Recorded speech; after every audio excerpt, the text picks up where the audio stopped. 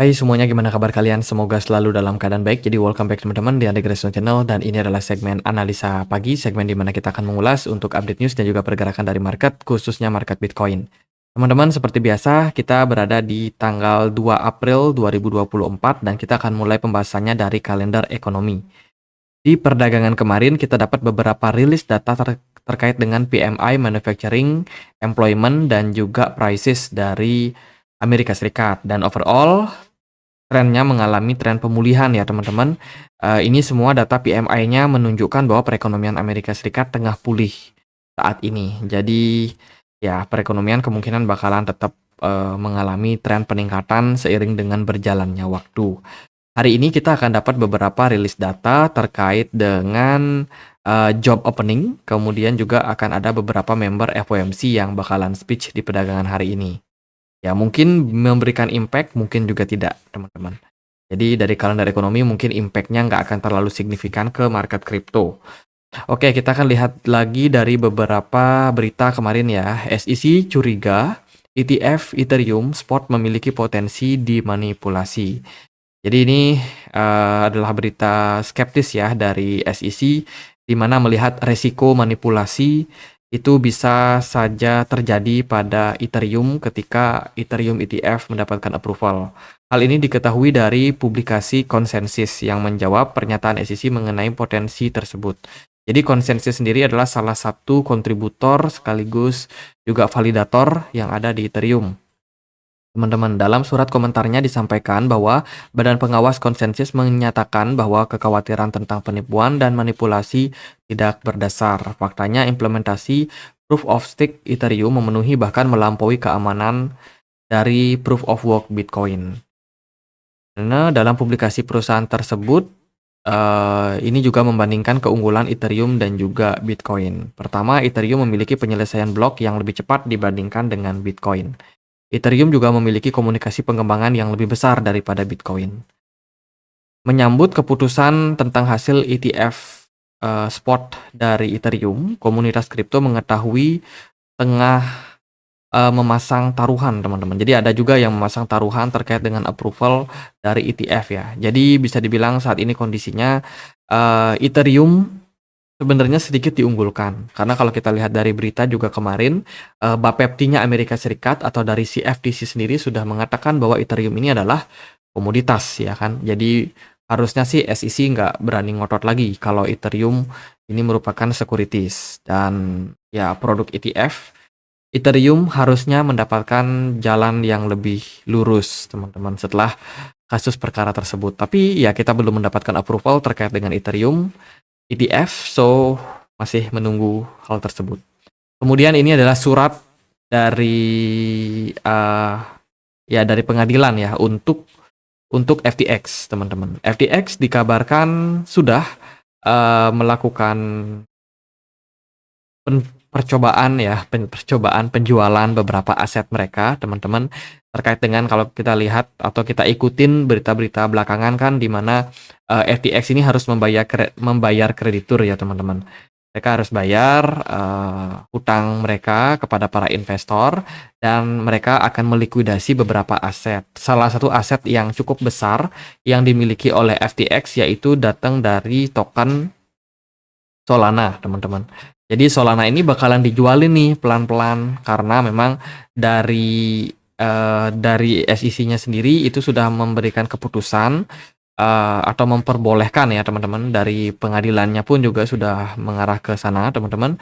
Jadi harusnya likuidasi aset ini bakalan terjadi dalam beberapa waktu ke depan, dan melikuidasi aset ini nggak bisa langsung semua teman-teman, tapi ada proses yang bertahap. Diharapkan tidak akan menyebabkan crash atau dump terhadap aset-aset yang dimiliki oleh FTX yang memang terpaksa harus dilikuidasi. Jadi akan ada senilai 7,6 miliar saat proses likuidasi ini, dan ya ini akan dilakukan secara bertahap. Kemudian dari berita yang lain datang dari Argentina. Argentina akan bikin regulasi kripto dan juga Bitcoin khususnya ya di negara Argentina sendiri. Argentina adalah salah satu negara yang memang sudah mengalami dampak inflasi yang sangat-sangat parah, teman-teman. di mana pencetakan uang kemarin waktu COVID itu bikin jumlah uang beredar di sana sangat-sangat banyak sehingga menyebabkan inflasi ya, value dari mata uang peso Argentina itu turun, anjlok teman-teman, dan banyak warganya sudah beralih menggunakan aset-aset kripto seperti Bitcoin sebagai salah satu penyimpanan yang aman dari yang namanya inflasi.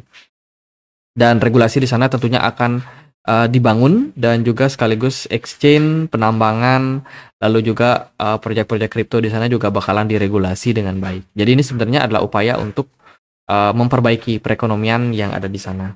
Kemudian ini adalah salah satu kontributor eksekutif officer ya, Chief Executive Officer daripada Polygon sekaligus Lab Advisor, teman-teman. Jadi dia mengatakan bahwa Polygon Labs itu tidak akan membuat layer 3.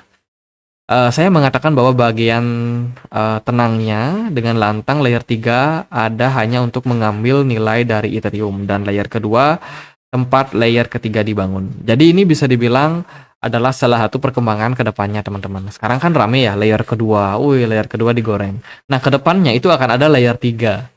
Mungkin juga akan ada layer 4, layer berikut-berikutnya teman-teman.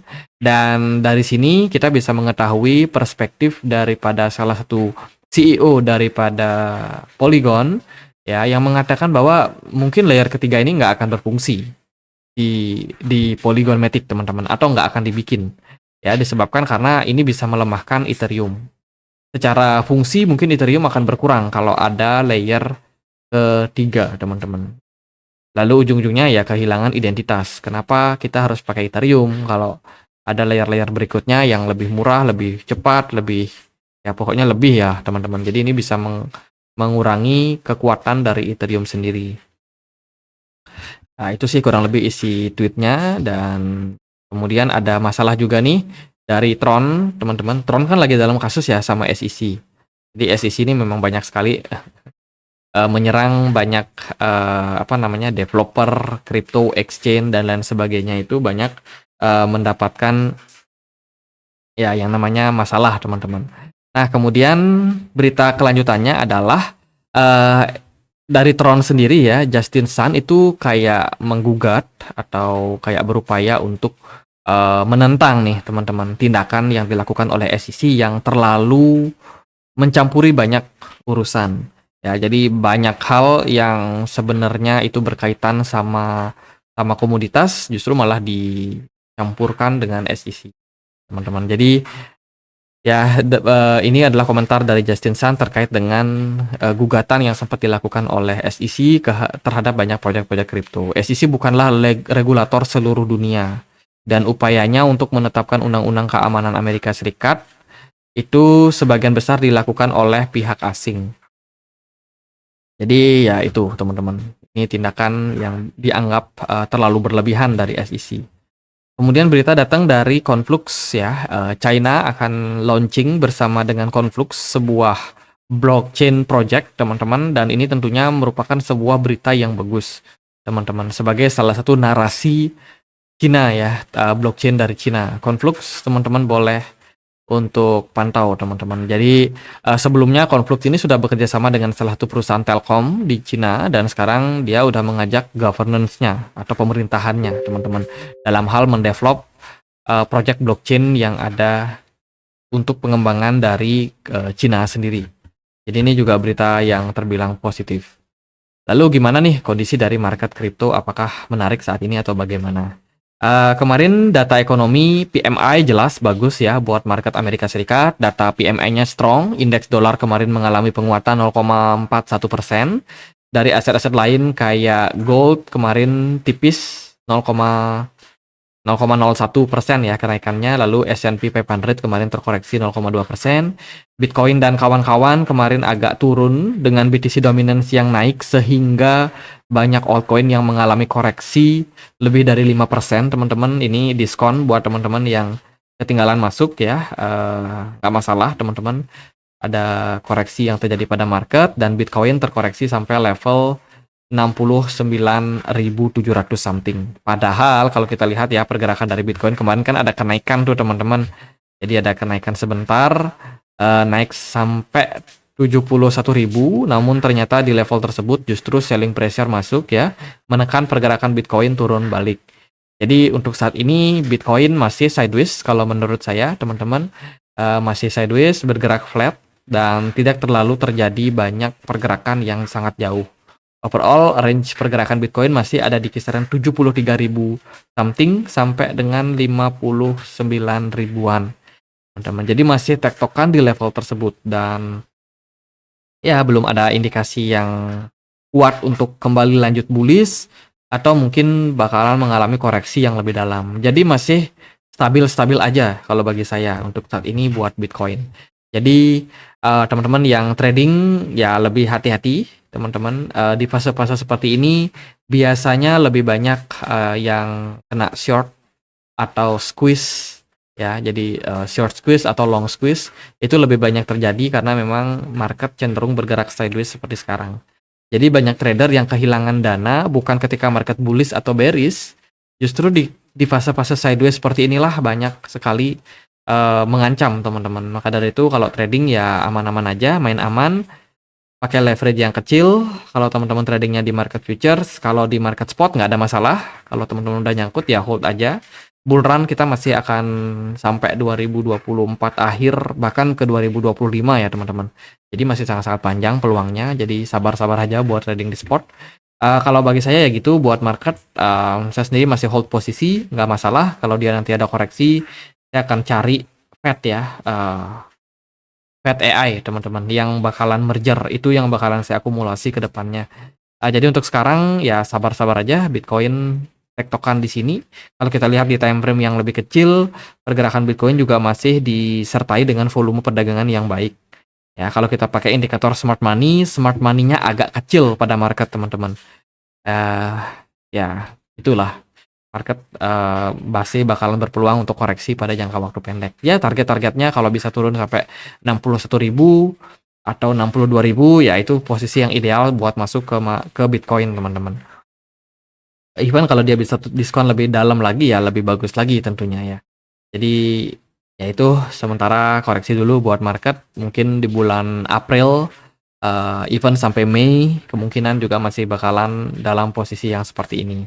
Karena kita butuh konsolidasi teman-teman. Butuh sideways yang agak lama before kita bisa mengalami tren kenaikan yang cukup tinggi. Karena biasanya di fase-fase sideways ini seringkali akumulasi terjadi. Jadi akumulasi sideways tiba-tiba nanti naik. Kalau udah naik ya nggak noleh kanan kiri ya bakalan bullish terus teman-teman. Jadi ya gitu sabar aja dulu untuk saat ini buat market. Jadi gitu aja paling buat update kali ini. Narasi-narasi juga positif ya. Teman-teman kita punya komunitas diskusi di Telegram tempat aku untuk berbagi berita-berita terbaru. Bagi teman-teman yang mungkin mau join, linknya ada di kolom deskripsi video ini. Gitu aja. Akhir kata saya Andre, makasih.